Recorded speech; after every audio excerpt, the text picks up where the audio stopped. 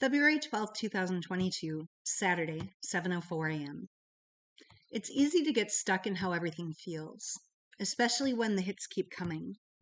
Honestly, it's been a full-time battle just trying to get beyond myself, trying to keep myself out of my own way because I've discovered that I am my own worst enemy.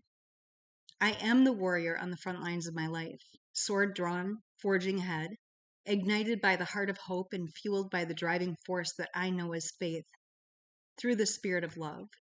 Because underneath it all, and no matter how much I want to quit, no matter how much it feels like I'm further from anything that I see through the eyes of my heart and believe is possible, there's a knowing, beyond anything I have words to describe, that even though I don't have any tangible proof to show me I'm going in the right direction, I know I'm closer than I've ever been before to becoming the woman that I was born to be.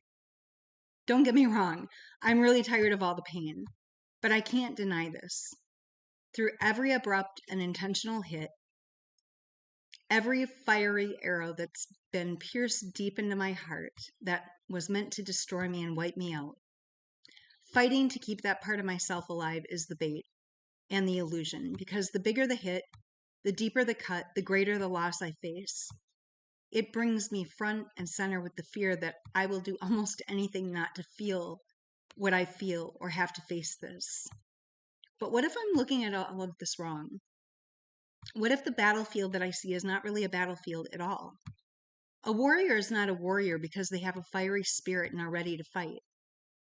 A warrior is much like the oak tree, standing still, resolute in every circumstance as the branches whip and sway, immovable in the midst of turbulent winds and stormy weather. A warrior's best offense is their defense, found not in attacking, but in being prepared, in being agile and being at peace, and in standing, though courageous, and ready, even if they are the only one. The oak tree stands in the light, through the darkness, remaining firmly planted, deeply rooted, and I learned they don't start to yield the best fruit, which are called acorns, until they become 50 years old.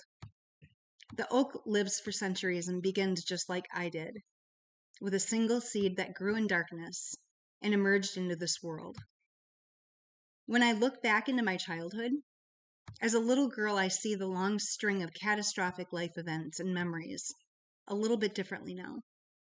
The forces that I used to look through with victim eyes were simply the winds necessary to anchor my sapling roots deep into the ground, just like the oak tree, so that the storms I'd go through in my life would not uproot me, but instead help me to grow strong. I was an oak warrior in training, so that no matter what comes and no matter how bent I became, I could rise again and again. The oak warrior. This is who I am.